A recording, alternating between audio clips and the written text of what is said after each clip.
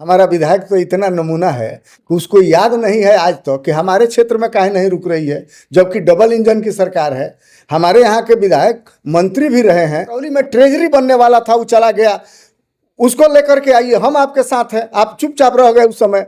बरौली में रजिस्ट्री कार्यालय खुलने वाला था, वो यहाँ से मोहम्मदपुर चला गया, आप चुपचाप सोए रहे। महाराजगंज अनुमंडल बन गया, मढ़ौरा अनुमंडल बन गया, हथुआ अनुमंडल बन गया, लालू जी ने चाहा तो। ये सब बाद में बना है, नहीं, उनके बाद नहीं बना है। आपके ऊपर राजनीतिक स्टंट करता है, कमेंट करता है, तो उसका जवाब देने के लिए, पूछने के लिए आप काफ़ी हैं। आप पूछ सकते हैं, आपका बेटा, आपका भाई, आपका चाचा, आप भतीजा, ये लोग उसके लिए अधिकारी नहीं। एसडीपीओ ने फाइनल किया मेरा नाम, एसपी ने डाला, फिर वहाँ से निकला, फिर डीआईजी ने डाला। ऐसा एक जगह फाइनल, एक जगह ट्रू कौन करा रहा था? पार्टी अपने घर पर सोया था, पॉलिटिकल लोग इतना बेचैन थे। प्रतिनिधि ना समझ हो, लापरवाह हो, आलसी हो, क्षेत्र का तरक्की नहीं हो सकता है। और ये बात अगर कोई कह देता है कि हमारा जनप्रतिनिधि आलसी है, बरौली को अनुमंडल बनाने की लड़ाई हम लोगों ने लड़ा था।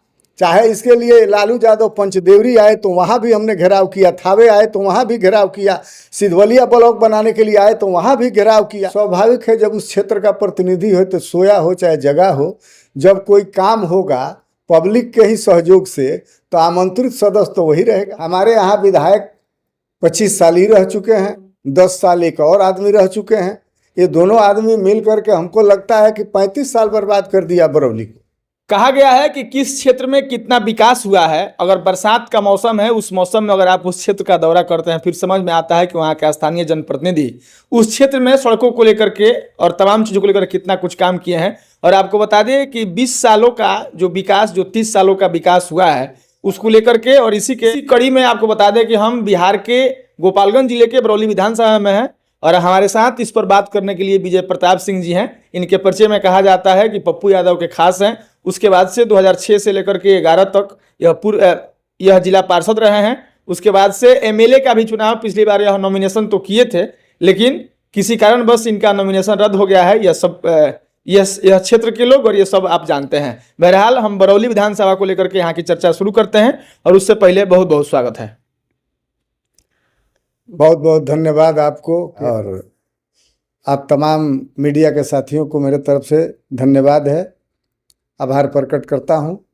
चलिए, अब हम लोग सवालों का सिलसिला शुरू करते हैं, और इसमें बरौली के विकास को लेकर के, बरौली विधानसभा को जो विकास हुआ है इस क्षेत्र में, इसको आप किस तरह से देखते हैं? मतलब देखिए, विकास का पैमाना अलग अलग है।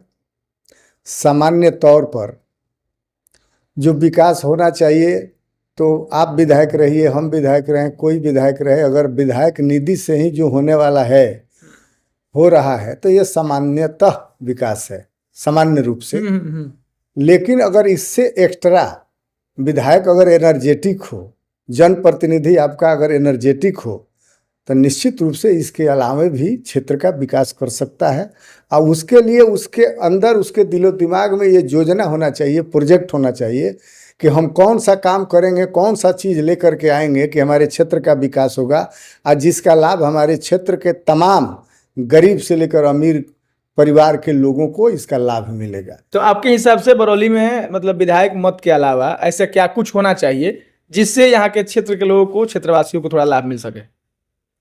अब हमको तो 2000 से लेकर के आज तक, 25 तक, हाँ, आज तक हमको तो यही देखने को मिला है कि जो विधायक मद था, पहले 1 करोड़ था, 1.5 करोड़ था, या 4 करोड़ हो गया, बस उसी पर निर्धारित है। और उसके अलावा कोई दूसरा विकास हमको, कोई इंडस्ट्री नहीं लगा है, कोई आपको medical college, engineering college, ITI, polytechnic, इस तरह का कोई भी चीज़ हो, चाहे उस तरह का छोटा छोटा उद्योग के लिए भी आपने कोई प्रयास किया है, लेकर के आए हो। एक तो बहुत बड़ी चीज़ है कि आप हमारे यहाँ विधायक 25 साल ही रह चुके हैं, 10 साल एक और आदमी रह चुके हैं। ये दोनों आदमी मिल करके हमको लगता है कि 35 साल बर्बाद कर दिया बरौली को। बरौली का समय 35 साल बर्बाद हुआ। आप देख लीजिए कि जो ट्रेन चलती है, छोटी लाइन से बड़ी लाइन हो गई, ये सौभाग्य की बात है। रामविलास जी हम लोग के नेता थे, हम लोजपा में थे, तो रामविलास जी ने भी इसको बड़ी लाइन के लिए घोषणा किया था और कार्य रूप में भी लिया था। उसके बाद नीतीश जी आए तो उन्होंने कुछ कंप्यूटराइज किया रिजर्वेशन वाला। तो ऐसे धीरे धीरे हुआ, लास्ट में आपको अमान परिवर्तन हो गया, बड़ी लाइन हो गई, ट्रेनें चलने लगी। लेकिन हम ये जानना चाहते हैं, जो एक बार का विधायक हुआ, 2 बार का विधायक हुआ, वो लंबी दूरी की ट्रेन हो या कोई सुपर फास्ट ट्रेन हो, अपने विधानसभा क्षेत्र में दोनों स्टेशन पर ठहराने के लिए वो कामयाब हो गया, वो ठहरा लिया।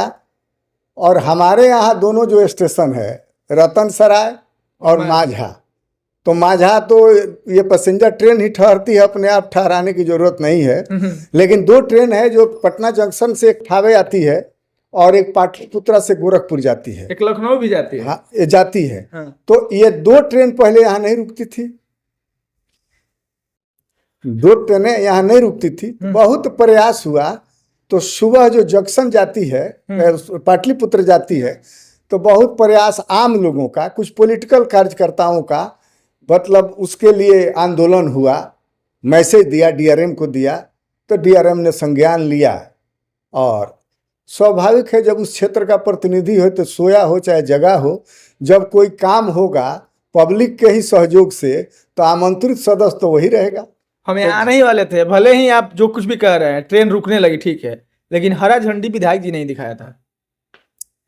सवाल तो हम बोल रहे हैं कि विपक्ष का भी अगर विधायक होता, हम रेल मंत्री अगर आकर के कोई प्रोजेक्ट का ओपनिंग करता, चाहे शिलान्यास करता, तो यहाँ के स्थानीय विधायक को तो उस में प्रोटोकॉल में है कि उसको बुलाना है। यहाँ का सांसद विरोधी दल का होता, उसको भी बुलाना है, वो रहेगा ही, चूंकि वो सदन का मेंबर है। तो उस हैसियत से इनको बुलाया गया था, या बड़ा रुचि लेकर के आ गए थे, लेकिन ट्रेन को ठहराने में इनकी कोई भूमिका नहीं थी। चिट्ठी उठी वो लिखे हैं, कहते हैं कि चिट्ठी उठी लिखे हैं ना। तो तब ना, जब आंदोलन शुरू हुआ, 2 बार 4 बार 5 बार यहाँ आंदोलन हुआ, लोग घेराव किए, और यहाँ से लेकर वहाँ तो चिट्ठी पत्री का काम लोगों ने किया, ब्लॉक में दिया, डीएम के यहाँ दिया, तब जाकर के इन्होंने एक चिट्ठी लिख दिया, फॉर्मेलिटी। अरे चिट्ठी लिखने से क्या होता है? आप चिट्ठी लिखे, उसके बाद उस काम को आप घोषणा करवा देते अपने रह करके कि हाँ, ये फलाना फलाना ट्रेनें रतन सर और माझा में रुकेगी, और इसके लिए यहाँ के स्थानीय विधायक का योगदान है।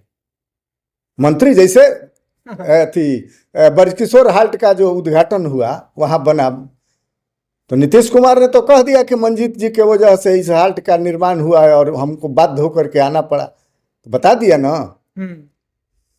अच्छा, अब आपने इसमें 2 मतलब चीजें कही है, एक तो कॉलेज वगैरह, एक ट्रेन का, एक और है। हाँ। जो ट्रेन छपरा से खुलती है 6:50 में, हाँ, और लखनऊ गोमती नगर जाती है, हाँ, वो सिधवलिया रुक जाती है, दिगवा दुवली रुक जाती है, और सीधे गोपालगंज चली जाती है।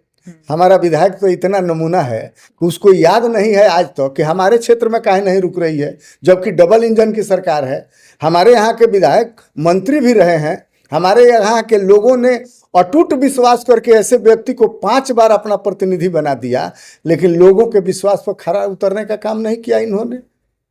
एक भी ऐसा कोई काम बताइए जो उन्होंने किया हो। एनएच जो बन रहा था, टूटा फूटा जिस स्थिति में एनएच लंबित पड़ा था, उसके लिए हम लोगों ने गोपालगंज में, मिर्जापुर में, ब्लॉक में धरना दे करके, प्रदर्शन करके, बार बार उसको ज्ञापित करके हम लोगों ने इस काम को करवाने का काम किया।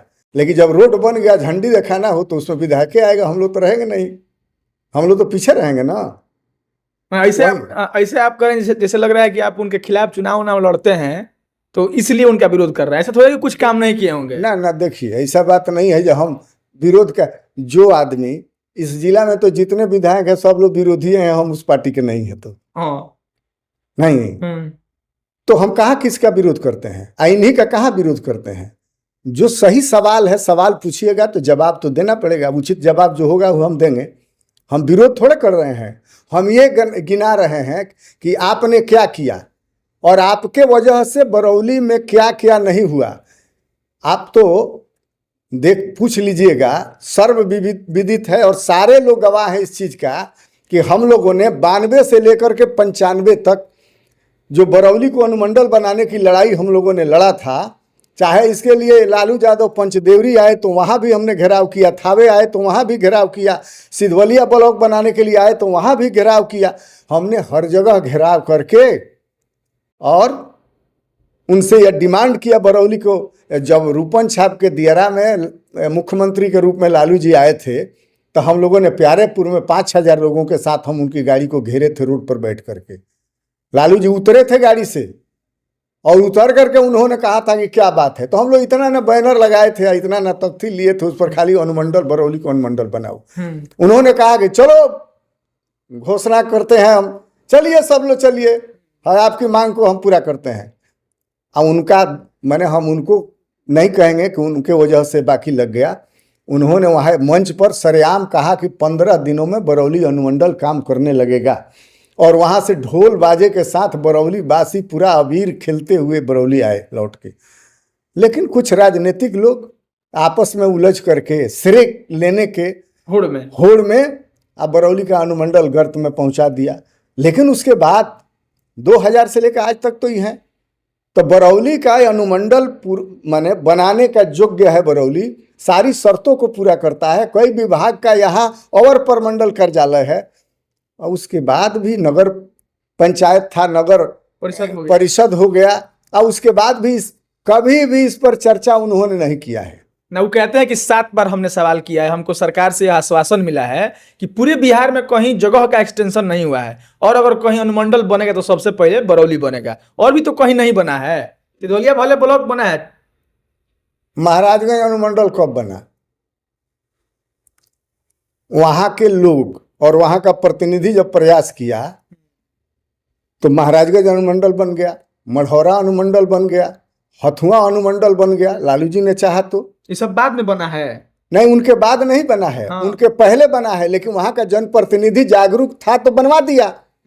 और आप कहते हैं आप जाइएगा, बात कीजिएगा, लिखित दे करके चले आइएगा, आप उसको समझाइए ना, उसके लिए आंदोलन कीजिए, हम लोग आपके साथ हैं। आप धरातल पर कहाँ उतरे हैं कभी? आप धरातल पर उतर करके लोगों को ये समझाने का काम करते कि अनुमंडल से बरौली के लोगों का विकास होगा और ये लाभ होगा, इसके लिए हम लड़ रहे हैं, हम आप हमारा साथ दीजिए। तो हम वोट दे देते हैं और लड़ाई में साथ नहीं देंगे, समय साथ नहीं रहते। हम लड़ाई को अंजाम तक पहुंचाएं। हम लोग कौन कहा था हम लोगों से? हम लोग तो अपने लड़ाई लड़ रहे थे ना अनुमंडल के लिए। अगर आप इसमें आगे आके नेतृत्व करते तो हम आपका विरोध थोड़े करते। हमारा जो चिर परिचित मांग है उसको पूरा कराने के लिए आप लड़ाई लड़िएगा, हम आपके साथ हैं। हम वहां नहीं देखेंगे कि आप पक्ष के विधायक हैं कि विपक्ष के विधायक हैं। अनुमंडल हमारा, हम अनुमंडल बनना चाहिए। बरौली में इंजीनियरिंग कॉलेज की लड़ाई लड़िए, हम आपके साथ है। मेडिकल कॉलेज बनाइए, हम आपके साथ है। बरौली में ट्रेजरी बनने वाला था, वो चला गया, उसको लेकर के आइए, हम आपके साथ हैं। आप चुपचाप रह गए उस समय। बरौली में रजिस्ट्री कार्यालय खुलने वाला था, वो यहाँ से मोहम्मदपुर चला गया, आप चुपचाप सोए रहे, आप उस पर ध्यान नहीं दिए। इसका मतलब है कि जनता के प्रति आप जागरूक नहीं थे, और आपके कारण बरौली का बहुत ऐसा चीज़ है जो बैकुंठपुर चला गया, अन्यत्र चला गया। एक बार भूलन काका के समय में बरौली में जो बनने वाला था रेफरल अस्पताल, उनको समझ में नहीं आया, सदन में वो सवाल नहीं कर पाए। वो अस्पताल बोल रहे थे और रेफरल पर चर्चा हुआ, उनको समझ में नहीं आया। गफूर साहब से पूछे कि अस्पतालवा के लिए तो कोई बातें नहीं हुआ, तो बोले कि बात हुआ नहीं, पूछा गया था, आप बोलबे नहीं किए। अतः अंग्रेजी में बोला तरह हमरा समझ में आता। अच्छा, रेफरल अस्पताल कटिया चला गया, बन गया।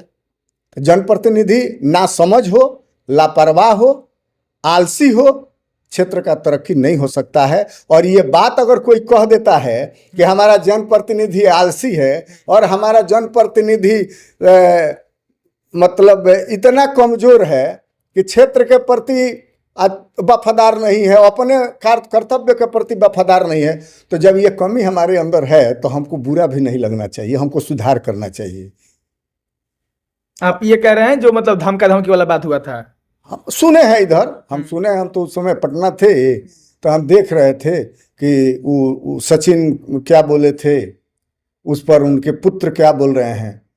इस जिला में हम उनसे कहते तो हमारा और उनका संबंध बड़े भाई का रहा है। भले हम लोग राजनीतिक विरोधी हैं, लेकिन सम्मान तो है। लेकिन हम एक चीज़ का तो इजाज़त नहीं देंगे। अगर आप उस परिवार के मुखिया हैं, मालिक हैं, तो कोई आपके ऊपर राजनीतिक स्टंट करता है, कमेंट करता है, तो उसका जवाब देने के लिए, पूछने के लिए आप काफ़ी हैं। आप पूछ सकते हैं, आपका बेटा, आपका भाई, आपका चाचा, आप भतीजा, ये लोग उसके लिए अधिकारी नहीं है। नहीं पूछना चाहिए, नहीं पूछना चाहिए, सवाल वो नहीं कर सकते हैं। तू मैं कैसे करेगा, और आप तमाशा देख रहे हैं, इसका मतलब आपका सौ है, आप अपने परिवार पर कमांड नहीं रखे हैं। आपका बेटा आपके लिए तू मैं कर रहा था, दिखा देंगे, ये कर देंगे, तैयार तो जो कोई भाषा है। आप अपनी सभ्यता को मत भूलिए। जनप्रतिनिधि होना कोई बहुत बड़ी बात नहीं है। जनप्रतिनिधि होना और नहीं होना दोनों एक ही बात है, संयोग की बात है। लोग उनके बारे में, जो यहाँ के स्थानीय विधायक हैं, लोग कहता है कि यहाँ पर भले ही कुछ हो जाए, लेकिन विधायक जी इतने विनम्र स्वभाव के आदमी हैं कि वो सब ही नहीं सिखाए होंगे, ये सब नहीं किए होंगे। एगो हाल ही में FIR हुआ है, आप जानते हैं, एगो हमारे साथी थे यूट्यूबर सुनील यादव, उन पर भी उनके तरफ से FIR हुआ है। तो विधायक जी ऐसा कुछ नहीं करते हैं कि उनके कार्यकर्ताओं पर केस, हिंदू मुस्लिम करना हो या किसी को फंसाना हो, ऐसा कुछ नहीं करते हैं, भले उनके बाल बच्चा या कोई कर दे। अच्छा, एक चीज बताइए, बगल के विधायक गोपालगंज सदर के विधायक थे सुभाष सिंह। आप जाके शहर में पूछ लीजिएगा कि सुभाष सिंह के परिवार का, उनका भाई, भतीजा, चाहे कोई उस परिवार का कोई सदस्य शहर में किसी से ऊंची आवाज में बात करता हो, किसी को धमकाता हो, राजनीतिक रूप से किसी कहीं वो कोई हस्तक्षेप करता हो, वो परिवार नहीं। उनसे बड़ा परिवार इस जिला में किसी के पास नहीं है। वो 6 भाई अपने, और 6 भाई का बाल बच्चा पूरा एकदम बड़ा बड़ा है, लेकिन कोई इंटरफेयर नहीं करता है। अभी हम कैसे मान लेंगे? आपका बेटा हमको गाली देगा और हम कहेंगे कि आप नहीं सिखाए होंगे, तो नहीं सिखाए होंगे हो सकता है, लेकिन आपने संस्कार क्या दिया है कि चाचा को गाली दे दो, भैया को गाली दे दो। आपको कोई बात कहना है, प्रतिकार करना है, तो उसके लिए भी आपके पास शब्द होना चाहिए और तरीका होना चाहिए। मर्यादा में रह करके विरोध करना है। माँ बहन की गाली, ये हम लोग मंच पर ब्यास हैं, ये हम तार फूफा लगे बा, तू हमारे मौसा लग, वही सब बात हुई। ये गलत बात है, इसको रोकना चाहिए। आपका बेटा बोलेगा, कल हमारा बेटा बोलेगा, परसों उनका। कितने लोगों का बात को रोकिएगा आप? हर आदमी जब उसका प्रतिकार करेगा, उसी भाषा में करेगा, क्या कीजिएगा? आप इससे कितना सहमत हैं कि यहाँ के स्थानीय विधायक मतलब ऐसे मामलों में किसी को फंसाते नहीं हैं? ये तो सवाल ही नहीं है कि ऐसे मामलों में फंसाते नहीं हैं, बचाते नहीं हैं। अपने लोगों को जितना बड़ा, बहुत बड़ा भी अन्याय किया हो, पाप किया हो, अपराध किया हो, उसको बचाने के लिए एड़ी चोटी लगाते हैं।